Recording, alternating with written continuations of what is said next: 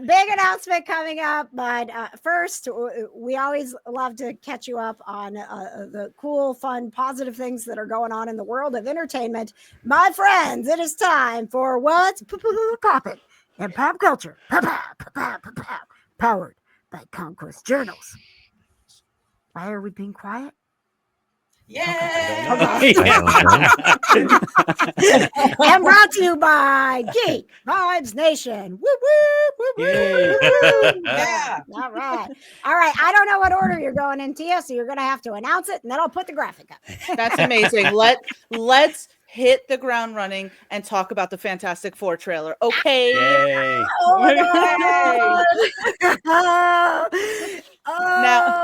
Now I will say that Fantastic Four trailer was more of a, as it even says, an official teaser, but they were like trailer. That was a teaser. Okay. Yes. That was a teaser. That being said, that doesn't mean I wasn't excited for it. Now, let me confess something. I'm not like, say, the geekiest of all geeky people when it comes to the Fantastic Four. I love, the 2005 and the sequel with, Chris Evans and everything. But I'm not like a comic book reader or anything like that. But obviously I'm happy that they're in the MCU, right? I was like a little hesitant on the casting of like people like Pedro Pascal, just because I'm like, he's in everything. Like, why? Throwing that all aside, the trailer looks great. I love the 1960s, 1970s, like retro futurism sort of vibes, right? I think everyone looks crazy good. I love the costumes. Like, the aesthetics looks amazing. What's her name? Vanessa Kirby, who's playing Sue Storm. She looks amazing. I think there's going to be, first, Johnny Storm looked great. It all looked... I will say I was like a little hesitant on Ben Grimm's like design, but I do know that it's more akin to like the comic. So I'm like, I can respect that. My brain is just thinking about the 2005 version, but as whatever. But I like his like personality. It feels as if like they're blending the bear. He's like talking about putting garlic in, as an Italian after my own heart, That was exactly what I was thinking. Like, was that a nod to, but I think it looks good. It made, I watched it, I thought it was beautiful. And then what really made me really hyped was just scrolling on TikTok and people making edits of it. And I was like, you know what? I'm here for it. It comes out in July. We got that shot of Galactus, which was so cool and everything. I'm looking forward to it. I think it's nice. And someone posted like, the original 2005 cast, the 2015 cast, and this cast. And I was like, at least it's not the 2015 version. I was going to point out how you just like, and everything you were saying, you just did not acknowledge 2015 because it just should not. Because I didn't even watch it, right? Because I hate. And then when they showed the costume, like some people obviously rag on the 2005 like costumes. I think they were fine, especially for the time, right? Yeah. But when you compare that to 2015, which literally was just like a black T-shirt with like the sleeves rolled up for Sue Storm, I was like, right.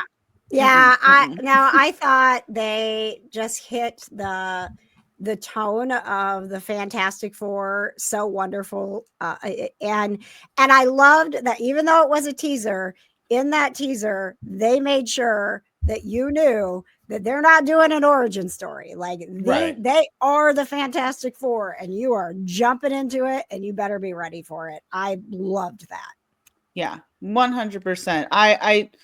It gave this like feel, like someone was pointing out that, you have Ben Grimm who's trying to like hold up appearances. You have Mr. Fantastic who's actually feeling guilty over what happened in space. You have Johnny Storm trying to reach for the sky, and then Sue Storm trying to keep everything together. And like just someone putting it in that way just made me so much more excited for the feel of it. So I'm looking forward to it, honestly, right? All right. Like, what else is popping, Michelle? Yes. Michelle, what else is popping? Michelle, what's popping? Go ahead, dear. All right. So I'm gonna do this for you, KJ. Let's talk about Buffy really quick, right? Because So if you don't know, I've never seen an episode of Buffy. So Shame.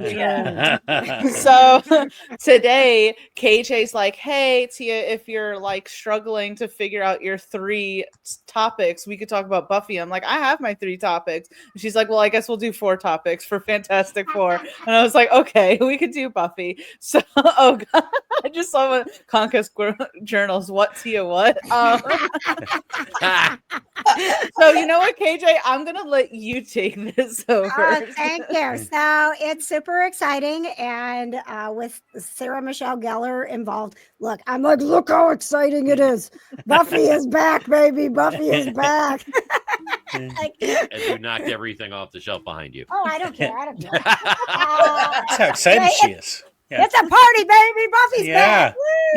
Woo! My biggest hesitation with anything that they've ever talked about with Buffy the Vampire Slayer is that Sarah Michelle Gellar is Buffy the Vampire Slayer. So for them to figure out a way, and if you ended with the TV show and you didn't watch or didn't follow with any of the comics, they did continue the story in a pretty cool way that, like, all the spoiler alert, everyone that's chosen becomes a Slayer all at once. And so there's all these Slayers. Oh, I was waiting to. So this is really cool because I think it's going to it's not bringing it back in a way where we're going to compare, and it's not bringing it back in a way where Buffy's, older and there's all these girls. So why would she still be slaying? It's going to bring it back in a way where she's, this mentor, and almost, I would imagine, kind of like the Giles of the show, like the Watcher. She's going to have. I think that's a plausible. So, what is happening is that it is in the works at Hulu. So there's no date. This is, hey, they gave us the Sarah. I'm certain they were like, okay, Sarah's locked in. We need to announce everyone that this is a thing so that we can follow along with the process. I'm interested to see who would agree to come back. I would be shocked if there was anyone that necessarily wouldn't. And, because of, there has been some, we have found out some things that were happening on set. And so, it's being run by someone else. I think everybody feels comfortable about coming back in the way they would be comfortable being on set, coming back in the way that they're doing it. Well, and also Hulu has a lot deeper pockets than at the time the UPN. Well, and then the CW, and that's or the WB, and then the CW, or whatever the freaking progression was. And that's part of the reason, Tia, I would love for you to watch it. But started season 2 though. It did. I mean, it's really, really campy. Season 1. It started season 2, and then go back and watch season 1. So that's what's popping with Buffy. So as people, I'm super pumped. As people who have cats that are named Giles and Buffy, we're pretty excited about this. So, yes, I'll quit growling. I don't know why my enthusiasm is like, grr, Buffy's back. Grr, arg. You got your mutant enemy voice. Yeah. Good job. Yeah. All right. What else is popping, Tia? So I'd like to talk about really quickly the Sandman. No, thank you. Not. No, thank you. I'm so sad. Go ahead. Let's talk about it. Okay, so they just announced that The Sandman is going to end after season 2 on Netflix. I am fully convinced that if they hadn't already filmed the entire second season, they would have just canceled it outright. The Sandman already took a long time to get renewed for season 2, and then with everything that's happening with Neil Gaiman, which I'm not really going to go into because I'm not super informed on it, right? But everything that's happening with him, I have no doubt that this cancellation had 95% to do with it. I think it sucks. I liked The Sandman, as you know from my Twitter handle that still says Save American Gods. I am quite a fan of at least the worlds, right?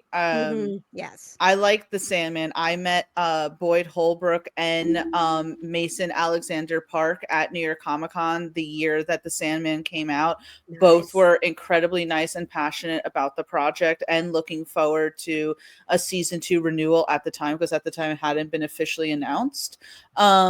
So I'm upset. I'm not a reader of the comics that it is based off of, so I am not sure if this just makes sense to end it. Maybe there's not enough material to continue it.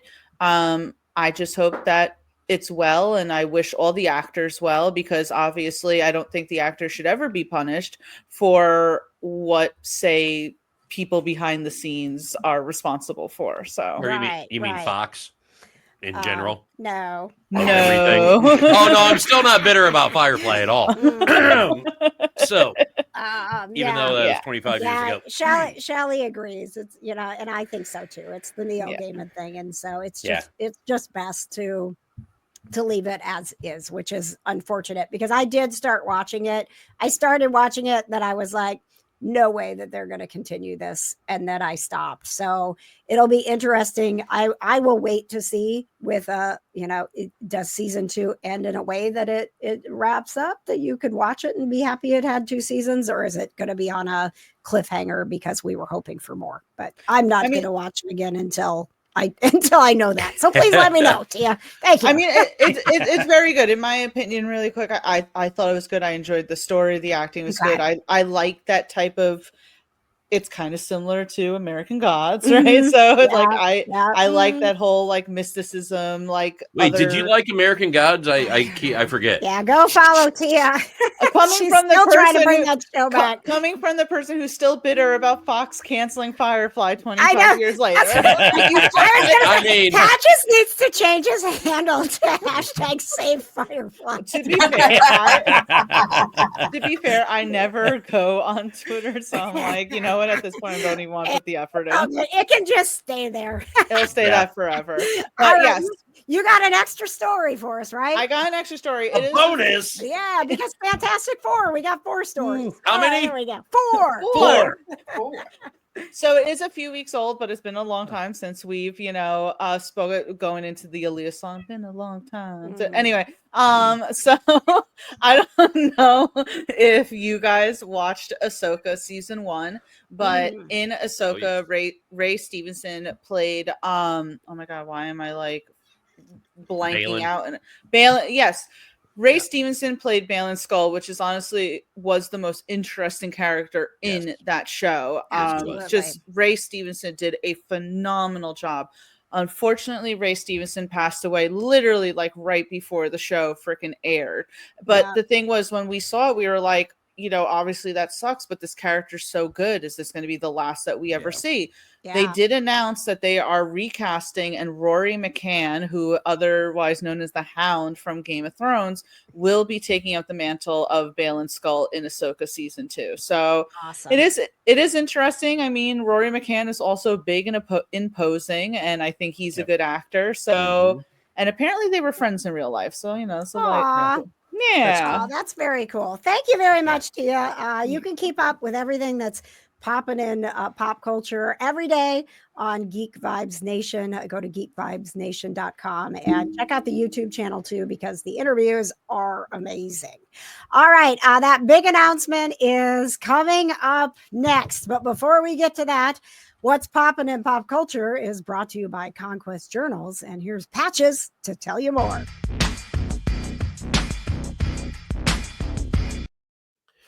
Well, thank you, KJ, because what you just said, what's popping in pop culture, is powered by Conquest Journals. Shop officially licensed fan art for Harry Potter, Supernatural, Friends, Schitt's Creek, and more. Actually, no.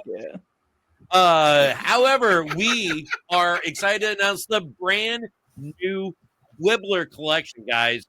Luna Glovegood fans will love the Quibbler stationery gift set, the weekly planner, the steno pad, washi tape, and the list notepad for your fridge. Use code KJ today to save 10% off your entire order. Thank you so much, Patrick.